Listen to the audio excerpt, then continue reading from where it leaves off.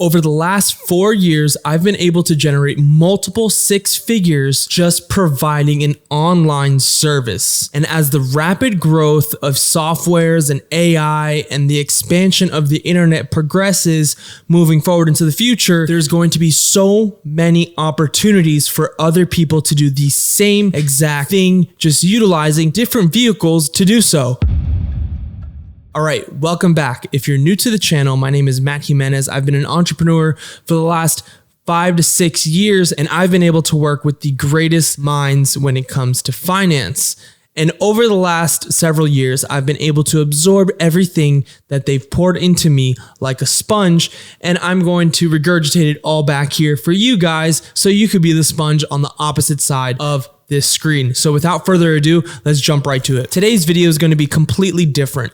Normally, I go over some financial news or market analysis, or I document my trading account that I'm utilizing with the Nurp software. In this one, I want to talk about my journey. And I'm not going to be long-winded and give you all the ins and outs and all the crazy stories about it because I have tons. Maybe if I get enough engagement in the comments, I'll tell you guys more and more about it. But for the simplicity of this video, I just want to talk about how I have been able to generate several six figures and what I'm doing with it currently and what I'm projected to do with it moving into the next decade of my life. So how I built it. Back in 2017, I started a podcast, and on that podcast, I was building my own personal brand, and my buddy at the time was remotely decent with the ability to create graphics or stitch a video together. So I had this guest on, and his name is Mark Moss. And from that podcast, he asked me if I can do his online branding for him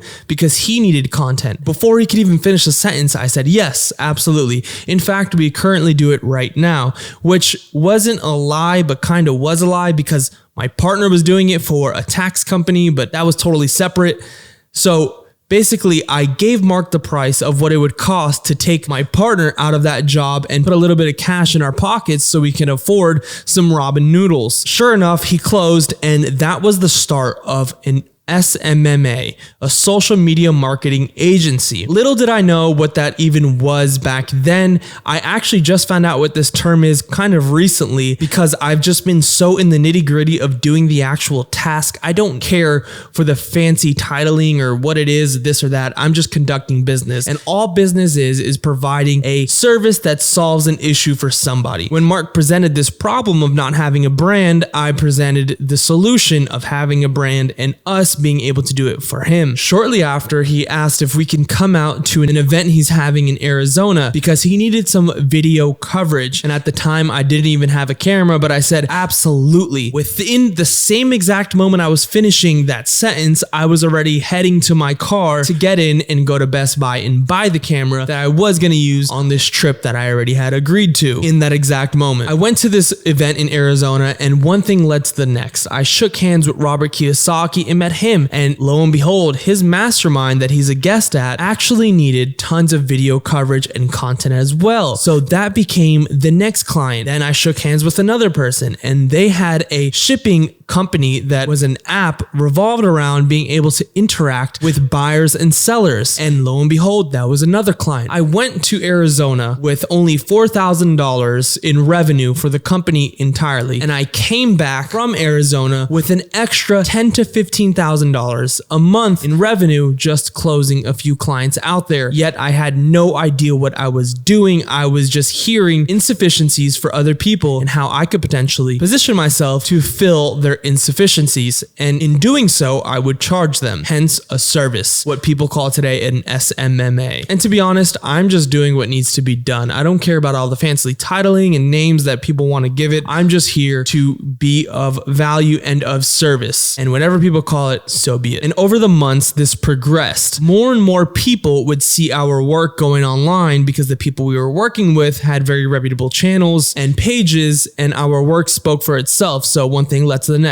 Hey Mark, who does your videos? Such and such. And then it just snowballed into us doing their channel, then the next guy's channel, and so forth. But also a major hack which allowed me to grow this company was being able to film networking events for all of my clients, because all of them were doing events at the time. So I would go out there with the camera that opened up conversations. Hey, what are you doing with the camera? Well, actually I build brands, and on the side I'll do video to help if it is needed for your brand. Lo and behold, all these people at events, more often than not, were pretty accomplished and needed some type of online branding as well. So I was getting clients through continuously doing online work via video editing, and then I was getting clients through the camera via shaking hands and actually showing people in person what I'm doing for my clients, which they're here to see because it's their event. And the purpose of me saying all this, which I'm cutting dramatically short because there's a lot more to it, is just showing you how there is so much new opportunities that we're unaware of that can be provided just online. I was not born thinking, oh, I want to grow up and do online branding. I want to do social media. Things that evolve, like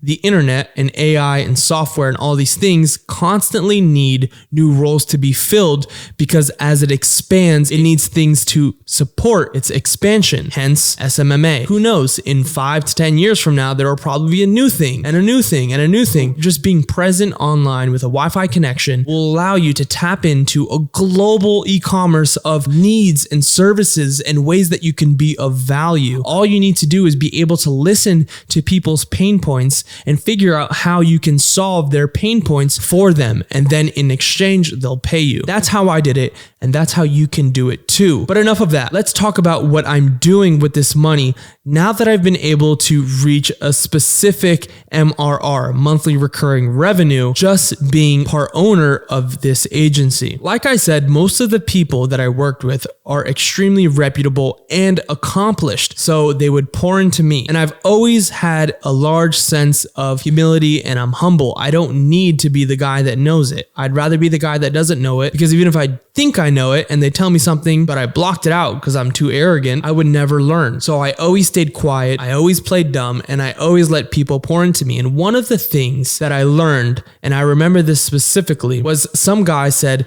there's 3 categories, and these 3 categories are broke, rich, and wealthy. And the broke people are the people that are constantly trying to figure out how to invest. They make $1,000 and they want to put it somewhere because in hopes of those $1,000 being invested, they will be rich, which is always a facade. Very far and few in between that happens. So that is a broke mentality, as he said. Next was rich. Rich people focus on cash flow. They focus on something that they can give and increase the amount of money coming to them on a monthly basis. This is cash flow. This is where rich people put their mind at. Okay, I need X amount of dollars every single month to do X, Y, and Z. They're just worried about bringing in revenue. That's a rich mentality. And a wealthy mentality is you already established X amount of dollars coming in, and now you can invest it. Let me explain. When you're wealthy, whether you invest in a vehicle that is an exceptional investment or you invest in something that is depreciating, it doesn't matter, because you have so much money that even the depreciating assets allows you for tax benefits. So it doesn't matter whether you're a great investor or a poor investor, just the fact that you're investing in something will allow you to save money. That is wealthy. So broke people focus on investing, rich people focus on cash flow, and wealthy people focus on parking money. I took those 3 key mindsets into massive consideration, and I always had them at the forefront of my mind. Am I making a little bit of cash to try and park it somewhere so I could one day become wealthy? Well, I know that's what broke people would think of, so I immediately pivoted any thoughts in that direction to, okay, instead of trying to make a little bit of cash to park it somewhere to potentially become rich, let me focus on a valuable service that can give me the money I need so that I am rich, so that way I can become wealthy and then I could park the money. It's very hard to become rich when you have a little bit of money. $1,000 is not going to do anything for you besides get you a gallon of milk and a couple packs of beef and maybe 1 tank of gas. The whole time I'm always focusing on cash flow because my goal is to break into the wealthy category. And in the wealthy category, you can utilize assets to your benefit in almost every single regard. Whether it's a tax reason,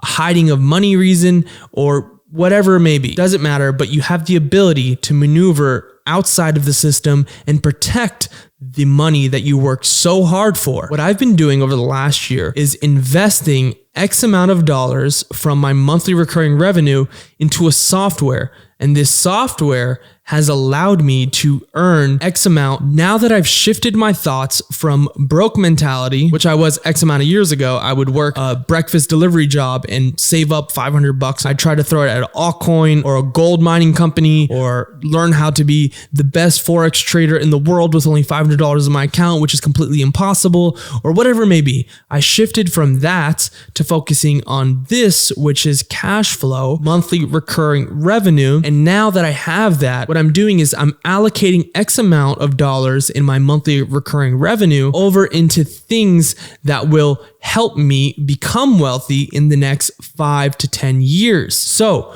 one thing that I'm a big fan of is Bitcoin. I absolutely love Bitcoin, but it is extremely volatile. So if you cannot stomach the swings and you're not in it for the long term, meaning you're not aware of the projections, then you may actually take a loss because it'll force you to exit. This is one of the problems with manually investing. My expectations of Bitcoin is going far higher in the future, so I'm okay with any kind of volatility that comes along with that. So that's one thing that I'm putting my money into. Another thing that I'm putting my money into is gold and silver, not derivatives, but physical gold and silver. Yes, I know it's a bit dated and that sounds prehistoric probably to a lot of you. I'd rather invest in something that will always have some type of intrinsic value. As we can see, gold has been around forever. It's been used as money. It's been used for trade. It's been used for many things, and it has withstood the test of time. And that's what I want with my wealth. I want it to stand the test of time. So that's why I invest in gold and silver. And there's many other reasons too, but I'm not going to get into that for the purpose of not making this video an hour long and boring you guys to death and talking like crazy. Blah, blah, blah, blah, blah. And last but not least, which I've been really more involved with, is utilizing software. So I just started a $50,000 account. And if you haven't checked out the video I made on this channel titled I Gave 50K